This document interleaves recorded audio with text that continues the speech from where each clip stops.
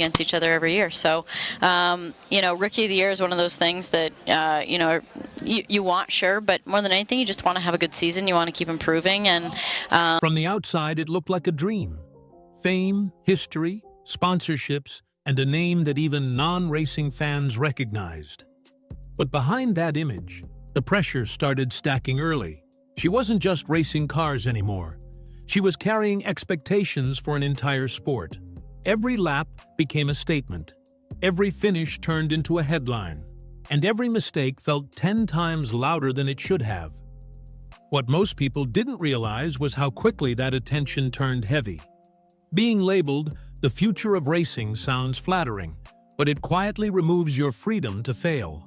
Wins were expected. Struggles were judged. And improvement was never enough because the spotlight never moved. While other drivers could blend into the pack and develop quietly, she had nowhere to hide. Fans debated her talent. Critics questioned her legitimacy. Sponsors watched closely, and all of it followed her into the car. The pressure didn't disappear when the helmet went on. It intensified. Racing stopped being just about speed and instinct. It became about survival under constant judgment. And that weight didn't suddenly appear at the end of her career. It had been forming for years, slowly wearing down the excitement that once fueled her. Because long before the crashes and the criticism, the expectations were already closing in. But this pressure didn't start in the spotlight. It started somewhere much quieter. Before fame ever entered the picture, speed was already part of her daily life. Engines weren't special occasions in her house. They were background noise. Racing wasn't something she discovered later. It was woven into her childhood so naturally that it never felt optional. Her parents didn't just support racing, they lived it. One raced, the other worked on machines. The garage wasn't a side space. It was the center of everything. Tools, parts, grease-stained hands. All of it shaped her understanding of movement and control before she could even explain it. That environment created confidence early. She learned how machines responded, how small adjustments mattered, how speed demanded respect. But it also created something else that people rarely talk about: expectation. When racing surrounds you from the start, it stops being a choice and becomes an identity. While other kids were experimenting with hobbies, hers was already defined. And when something defines you that early, walking away later feels like erasing part of yourself. The love for racing was real, but so was the pressure to live up to what everyone assumed she would become. And that expectation followed her everywhere, even into the backyard. What looked like play was quietly becoming preparation. Backyard races, snowmobiles, friendly competition that never stayed friendly for long. Winning mattered, even when it was just for fun. And losing stuck with her longer than most kids would admit. Those early races taught instincts you can't fake later. Balance, reaction, fear control. She learned how speed feels when it slips just slightly out of reach. She learned when to push and when to hold back. And most importantly, she learned how to compete without hesitation. But competition that early also wires your brain a certain way. You don't just enjoy winning, you expect it. And when winning becomes normal, anything less feels like failure. That mindset drove her forward, but it also planted the seed for something more dangerous: self-pressure. She wasn't racing against other kids anymore. She was racing against the version of herself that always had to be faster, better, sharper. That internal race never stopped, even as the stakes climbed. Because soon, backyard tracks weren't enough, and a decision at 16 would change everything. Most teenagers worry about school dances and weekend plans. She made a different choice. At 16, she stepped away from a normal life entirely. No high school routine, no safety net, just racing, and the risk that it might not work. She left home and moved overseas alone, stepping into a world that didn't slow down for anyone. New culture, new tracks, new expectations, and almost no room for mistakes. Every race felt like an audition. Every result decided whether doors stayed open or quietly closed. Living far from home stripped away comfort fast. There were no familiar faces, no second chances, and no guarantees. She had to mature quickly or fall behind just as fast. And while the move sharpened her skills, it also introduced isolation, something few people noticed at the time. She wasn't just learning how to race, she was learning how to survive pressure without support. That kind of independence builds toughness, but it also builds distance. And that distance would later make the hardest moments even heavier. Because talent alone wasn't enough. Money still controlled everything. Racing isn't just about skill, it's about backing. And when support disappears, talent doesn't matter. Rumors started circulating. Sponsors pulled away. And suddenly, the future she was chasing looked fragile. There were no headlines about this part. No dramatic announcements, just quiet stress behind the scenes. Her family absorbed the cost. Travel, equipment, entries, all paid for without knowing if it would pay off. That kind of pressure doesn't show up on leaderboards, but it shapes everything. For the first time, racing felt unstable. One season away from ending completely. One decision away from being forced home. It taught her how quickly opportunity disappears when money leaves the picture. And it burned a lesson into her early. Nothing in racing is permanent. She pushed forward anyway. Because stopping wasn't an option she could accept. Even when the path narrowed. Even when doubt crept in. That determination kept her moving, but it also made her carry fear quietly. And just when stability returned, the competition became real. Europe didn't care about her story. It cared about results. The paddocks were filled with drivers who had been groomed for this world since childhood, many with better cars and deeper funding. She walked in as an outsider, young, American, and underestimated. Respect wasn't given. It had to be taken one lap at a time. Every race felt like a test she wasn't supposed to pass. Small mistakes cost big positions. Mechanical disadvantages showed up at the worst moments. Still, she kept finishing higher than expected, quietly, consistently. Enough to make people start paying attention. But the grind was relentless. Travel, pressure, and isolation stacked up fast. While others had family nearby or familiar systems, she handled everything alone. That loneliness sharpened her focus but also hardened her emotionally. Racing became less about joy and more about proving she belonged. She did prove it. Not with flashy wins, but with persistence. Enough to keep doors open. Enough to stay in the conversation. Yet something still felt off. The progress was real, but the ceiling felt low. And that realization pushed her toward a bold choice. One that would shift her entire career. Coming back to the United States wasn't retreat. It was strategy.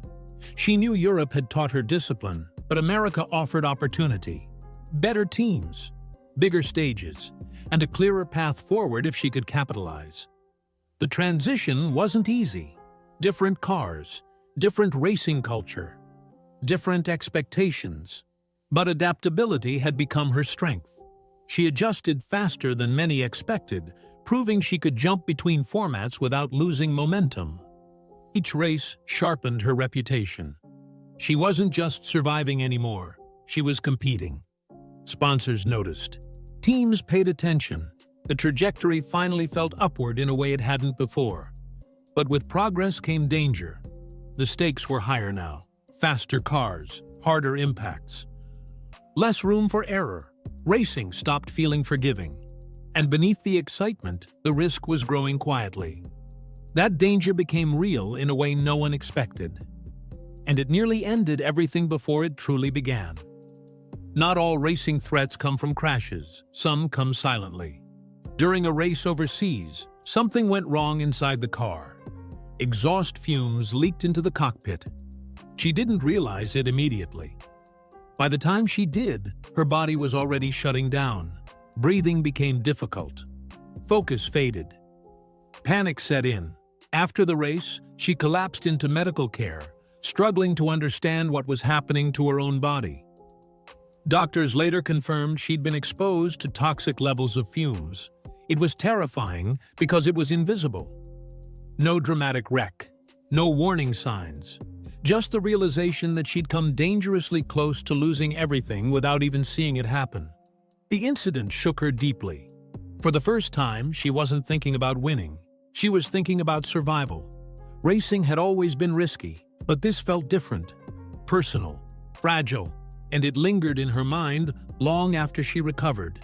Yet, just as fear crept in, opportunity arrived, and history was waiting. The Indianapolis 500 doesn't forgive nerves, and on race day, she nearly lost it all before it started. A spin early in the race almost sent her into the wall. Most rookies wouldn't recover. She did. Lap by lap, she climbed forward. Then she led, not briefly, not accidentally. She stayed there. Fans watching realized something had shifted. This wasn't a publicity story anymore. This was competition. She led 19 laps, finished fourth, earned Rookie of the Year, and suddenly motorsports couldn't ignore her. The moment wasn't symbolic. It was real. Tangible, historic, but with recognition came backlash. Praise brought scrutiny. Applause brought resentment. And inside the garages, a new narrative started forming. Because when you rise fast, not everyone celebrates. Success didn't quiet the noise. It amplified it. Instead of celebrating her performance, whispers spread. Teammates questioned her equipment. Critics suggested she was helped more than others, that her results weren't earned, but arranged. The accusations didn't come with proof. They came with tone, subtle comments, side glances, radio chatter. Enough to create tension inside the team and doubt outside it. She kept racing through it, but the environment changed. Every strong finish felt questioned. Every mistake felt magnified. The pressure shifted from proving she could compete to proving she wasn't being carried. That kind of atmosphere drains confidence slowly, turns victories into defenses, and joy into stress.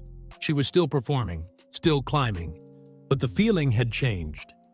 And then came a moment that silenced everyone, at least for a while. A win no one could explain away. There are moments in racing that erase doubt instantly. This was one of them. Strategy, patience, and timing all collided at the exact right second. While others pushed early, she held back. While competitors burned fuel, she stayed calm. And when it mattered most, she made the move that changed everything. She didn't stumble into the lead. She took it. Lap by lap, the gap closed. The pressure mounted. And then, suddenly, she was out front with no excuses left for anyone to lean on. When the checkered flag fell, history was sealed. The first and only woman to win an IndyCar Series race. No favoritism could explain it. No narrative could soften it. She earned it outright. The emotion hit immediately because she knew what it represented. Years of doubt erased in a single finish. If you're still watching right now, take a second and hit like, because moments like this don't happen often. And subscribe if you want stories that go deeper than headlines. Now here's the real question. If this win proved everything, why did the pressure increase instead of fading? Because that victory didn't end the conversation. It changed it. Winning should have brought relief. Instead, it tightened the spotlight. Her face became everywhere. Commercials, interviews, headlines. And slowly, racing stopped being the main story. Inside the paddock, resentment grew. Outside it, expectations exploded. She wasn't just a driver anymore, she was a brand. And that label quietly worked against her. Every average finish felt disappointing. Every bad race felt like proof to critics waiting patiently. What made it worse was how her image followed her into the car. She couldn't blend in. She couldn't develop quietly. While others learned through mistakes, hers were replayed endlessly. Fame didn't protect her. It exposed her. Over time, racing stopped feeling pure. It felt managed, controlled, watched. The joy that once came from pushing limits was replaced by the need to defend her presence at every turn. And that's when she started looking elsewhere. Not because she couldn't win, but because she needed air. Switching racing series isn't unusual. Switching worlds is. She walked away from the place where she'd made history and stepped into one that had no patience for outsiders. NASCAR wasn't built for her background. It demanded instincts shaped from childhood stock car racing. Critics didn't whisper this time. They spoke loudly. They said she'd fail. That open-wheel success wouldn't translate. that she was chasing attention, not competition. But the decision wasn't impulsive. It was calculated. NASCAR offered longevity, opportunity, and a chance to redefine herself. If she could survive the transition, she knew the learning curve would be brutal. She accepted that. What she didn't fully anticipate was how unforgiving the environment would be. New tracks, new racecraft, and millions of eyes waiting for her to stumble. And stumble she did, at least at first. The early NASCAR races were rough. Crashes came fast, finishes fell deep in the standings, and patience ran thin, both from critics and from herself. Drivers around her had decades of experience in this style of racing. She was learning in real time. Every error became proof for people who wanted her gone. Social media exploded after every incident. Commentators questioned her place, and the pressure inside the car grew heavier each week. But something else was happening quietly. She was improving, learning how to draft, how to defend, how to survive chaos. The results didn't always show it, but the foundation was forming. She didn't quit. She absorbed the hits and kept coming back. And eventually, the noise softened, not because the critics left, but because she gave them less ammunition. Then came a result that forced people to pause and reconsider. In a race where few expected anything special, she delivered something undeniable. A finish that rewrote history again. Not symbolic, not technical, real. She placed higher than any woman ever had in a national NASCAR event. No gimmicks, no shortcuts, just execution. The moment didn't silence critics completely, but it cracked something open. Respect entered the conversation. Still, the grind remained relentless. NASCAR's schedule drained her physically and mentally. Weeks blurred together. Pressure followed her home. And while she had proven she could compete, something inside her was shifting. The joy felt thinner, the excitement less sharp. And even as records fell, the question lingered quietly. How long could she keep doing this? Because what came next wasn't about racing skill. It was about endurance. NASCAR didn't just demand performance, it demanded everything. The season stretched endlessly, with race after race and almost no pause to recover. Unlike IndyCar, where gaps allowed mental resets, this schedule erased breathing room completely. Weeks blurred together. Travel never stopped. Pressure followed her home, and the body felt it before the mind admitted it. Fatigue became normal. Stress became constant.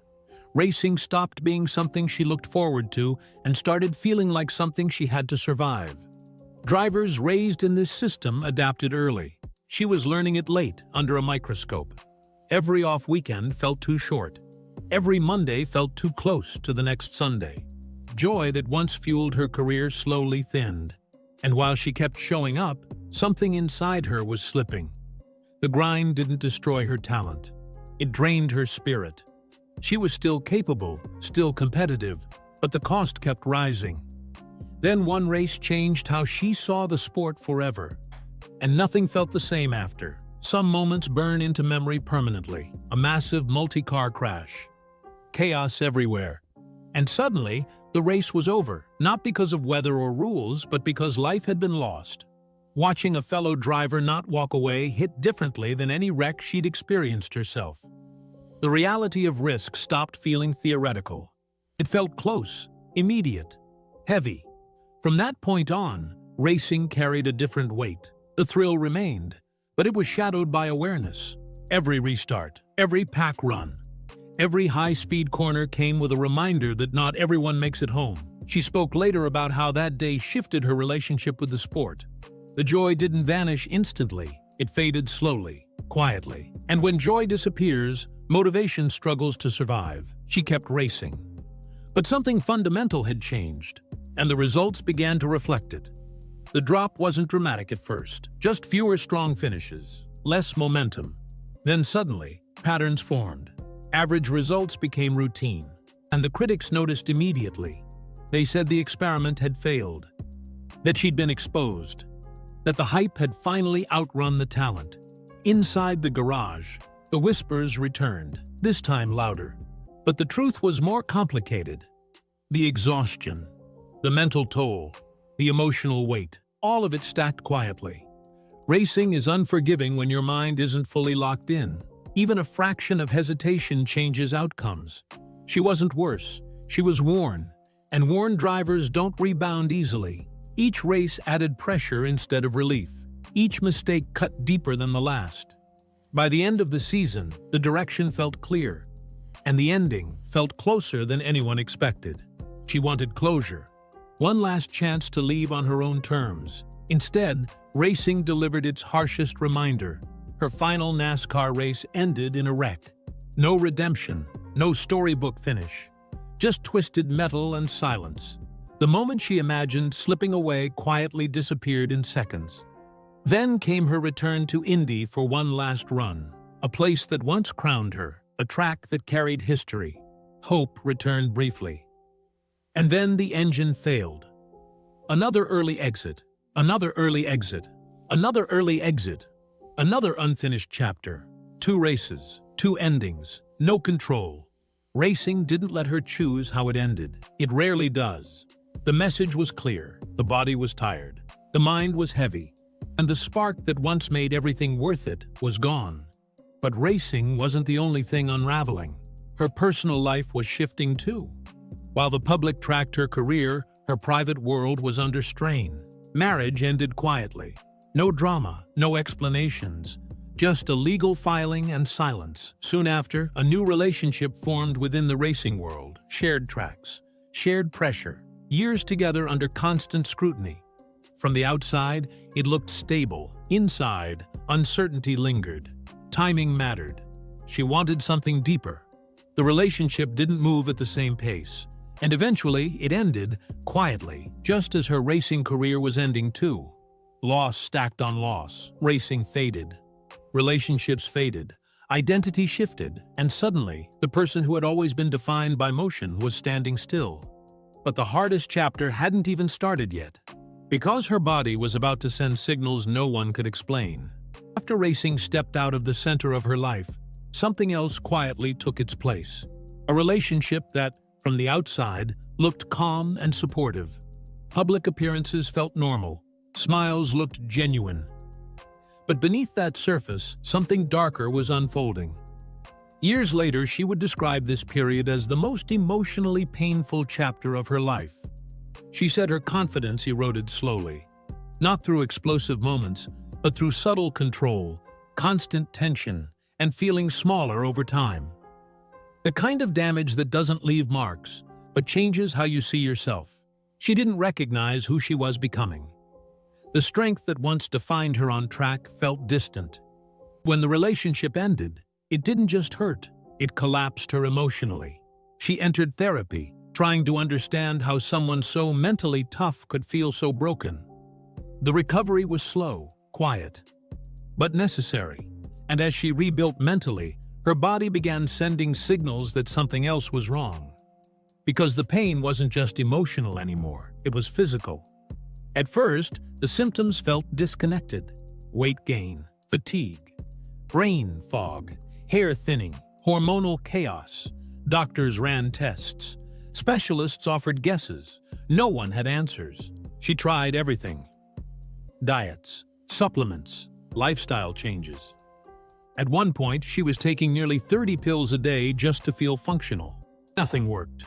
Years passed. Her health kept slipping. What made it terrifying was the lack of clarity. When you don't know what's wrong, your mind goes to dark places. She later admitted there were moments when she felt like she was battling something fatal. The frustration mirrored racing, pushing forward without knowing why things weren't responding. Her body felt foreign, unreliable. And the worst part was being told everything looked normal. But it wasn't normal, and the answer was closer than anyone expected. After 4 years of searching, one explanation finally connected the dots. Breast implant illness. A condition that mimics countless other disorders and hides in plain sight. Once she learned about it, everything made sense. The inflammation, the exhaustion, the neurological symptoms. Her body had been fighting a foreign object non-stop. She made the decision to remove the implants in 2022. The change was almost immediate. Within hours, her breathing improved. Her face looked different. Over the following weeks, her weight stabilized, her hair returned, and her cycles normalized. For the first time in years, clarity came back. She described it as feeling like she'd been released from a fog she didn't know she was trapped in. She now shares her experience publicly, so other women don't feel ignored or crazy for trusting their instincts. But even with healing underway, some damage remained, especially in the place she least expected. Curious about the long-term impact of racing, she underwent brain scans. What they showed shocked her. Signs of trauma, movement damage consistent with repeated high-impact crashes. It explained things she'd brushed off for years. Memory lapses, focus issues, moments of disconnection. Helmets protect lives, but they can't stop the brain from moving inside the skull. Seeing those images changed how she viewed her career. Every crash she'd walked away from had left a trace. Every impact added up. She now speaks openly about brain health, especially for athletes who are taught to push through pain without questioning the long-term consequences. Racing had taken more than she realized. And finally, she understood why walking away wasn't weakness. It was survival. Danica Patrick didn't leave racing because she failed. She left because the cost became clear. She broke barriers that still stand today. She changed who belongs in motorsports, and she did it under pressure few people could survive. Her legacy isn't just wins or records. It's the doors she opened and the conversations she forced into existence. About fairness, about health, about what success actually demands. Walking away gave her peace, not closure, but freedom. Freedom to rebuild, to redefine herself beyond speed, to live without constantly proving she deserves space. Some will always argue her career. Others will celebrate it. But the truth sits in between. She was a pioneer who carried the weight of change on her shoulders. And sometimes, the bravest move isn't pushing harder. It's knowing when to stop.